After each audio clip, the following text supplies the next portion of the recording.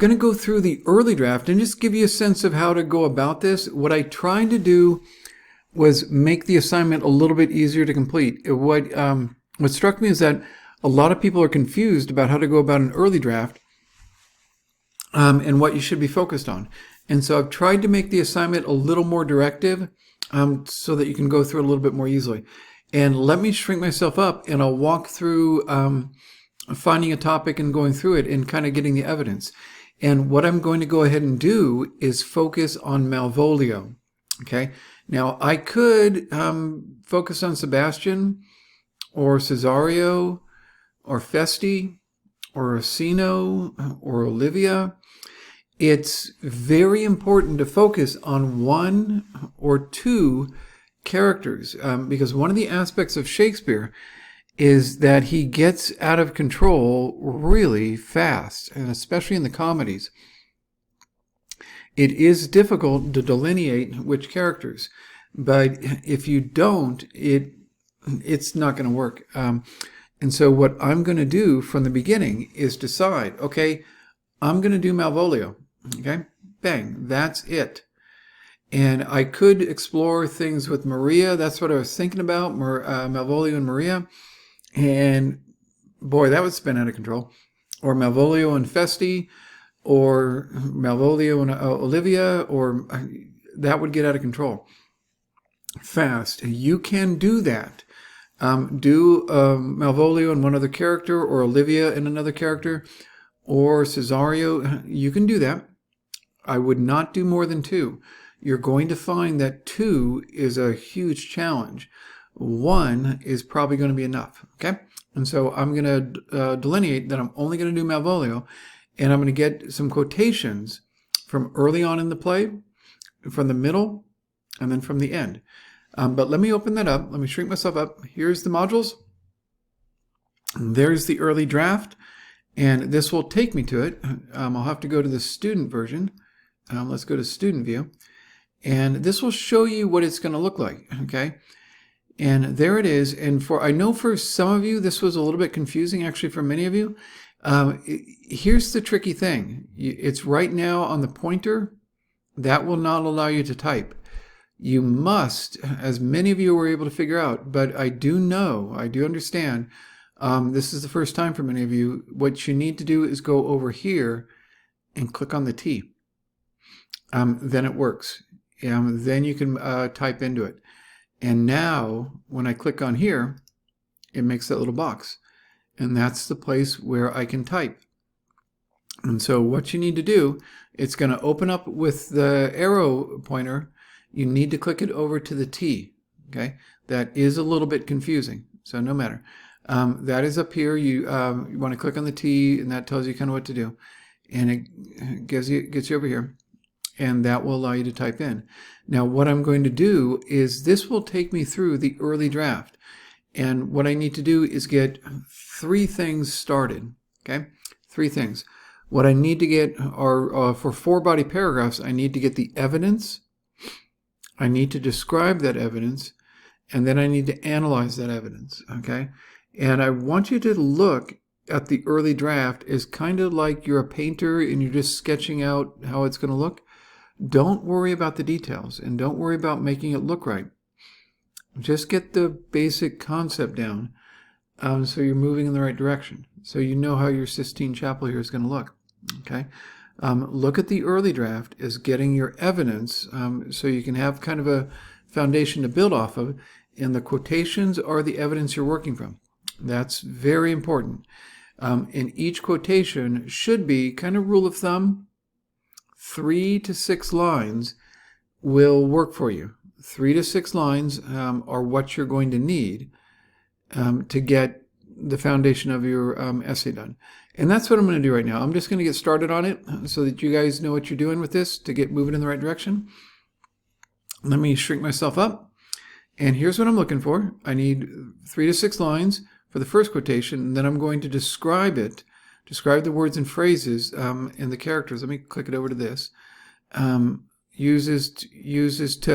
characters use to explain the essential points. So this is just describe them. Essentially describe what's in the quotation and the evidence. What that does is it allows the reader to kind of see what you're seeing in the details. And then you shift gears and you go into why they're important. Why do those lines matter? What do they teach us? This is where you step in with your own insight. And notice those 3 elements are done for each body paragraph. For each and every body paragraph, you do that. Okay? So let me go over to the play. Let's click over there. Bang. Here it is. And I'm going to find my quotations from Malvolio.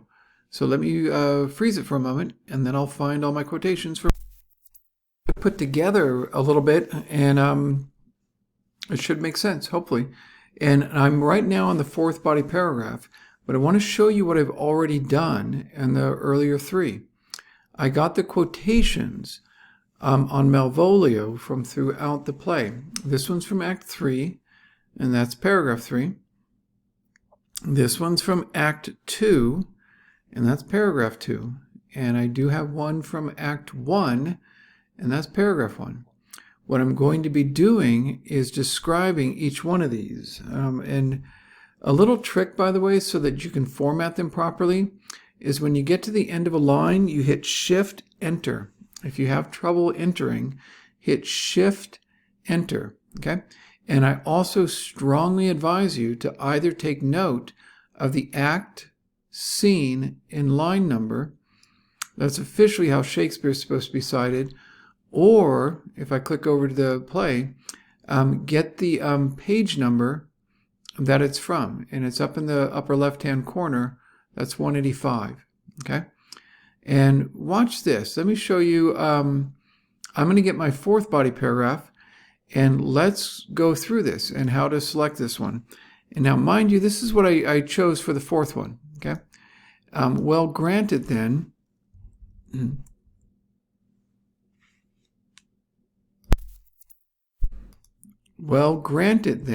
so that's what I want to take. I want to take starting here all the way down to here, to lighter people. This is, and mind you, what I've done is I've started with where Malvolio is kind of trying to set order in Olivia's house. And then when he starts to get fooled by the others, and then when he's treated as if he's delusional, but he's really within Maria's world and following Maria's orders, okay? And then I wanted to get something in the end, and part of the ending in Twelfth Night is unique in that there is the threat of revenge from Malvolio. And mind you, I'm not sure what I'm going to do with it, but notice Malvolio, of all the characters, follows through on all of his intentions. And that's very important because he has a very troubling line at the end. Let me shrink myself up and we'll get that quotation. This one right here, I'm going to hit Control-C to copy it, or you can right-click it and copy it. And then let's go to the back to the essay, and there are the body paragraphs. And notice I took note of the act, scene, and then the lines. You can, if you prefer, just get the page number and that's it. Okay? It's just something about Shakespeare and the Bible. They use a slightly different format for the citations because there's so many editions of the Bible and so many editions of Shakespeare.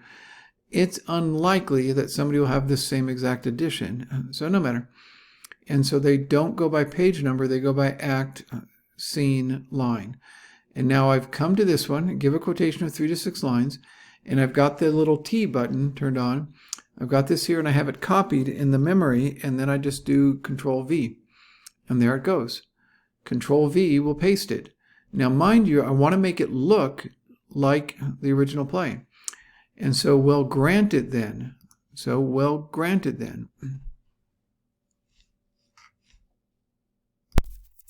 Here, and put the cursor there, and I hit Shift Enter. It allows me to do that. Okay. It can get frustrating if you're trying to do it and just hit Enter. Some computers will not allow you to. Shift Enter should allow you to. And then we go to Y. And notice I'm looking over here on the left side of the screen. I'm looking over there and figuring out where Shakespeare's line breaks are. And then Shift Enter. And then Bade Me. And then here we go. Upon to put, excuse me, I've missed that one, to put, and then upon Sir Toby, okay? And that, there you go. Like they say in good old England, Bob's your uncle. And let's get the act, scene, and line numbers. This is from 356 on Act 5, Scene 1.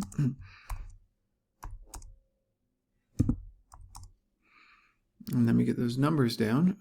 So that's line 356, and then I count the rest.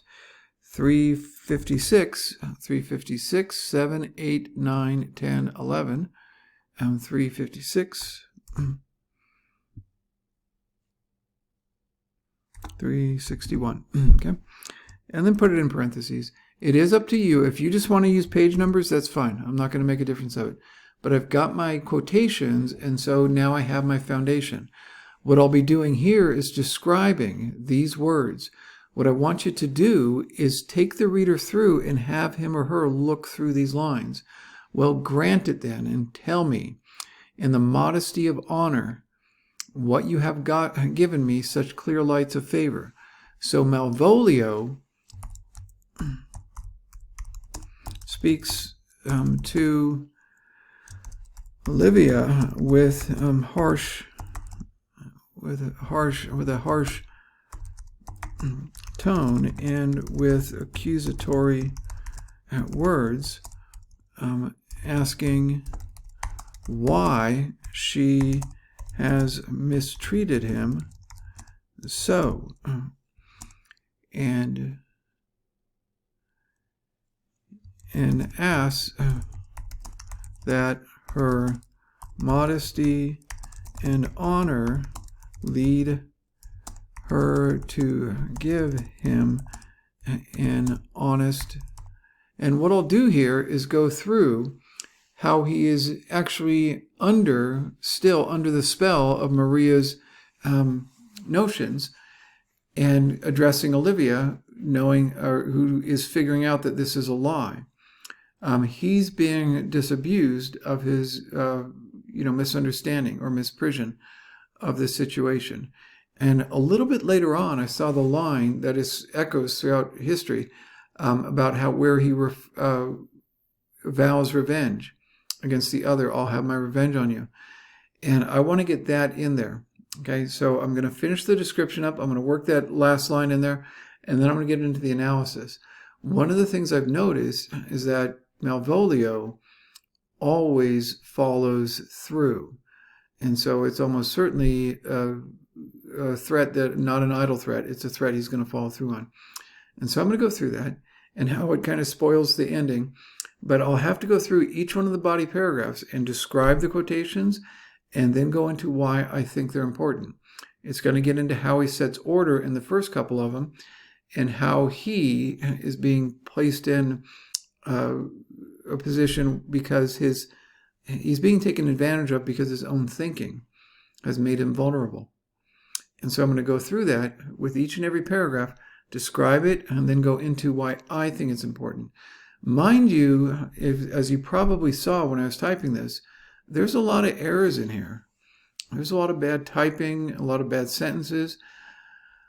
I don't really care. I'm just sketching out my ideas to get it going, and then I'll go through the middle draft where we will refine what we've already started here. But get your one, possibly two characters, but I think one is better.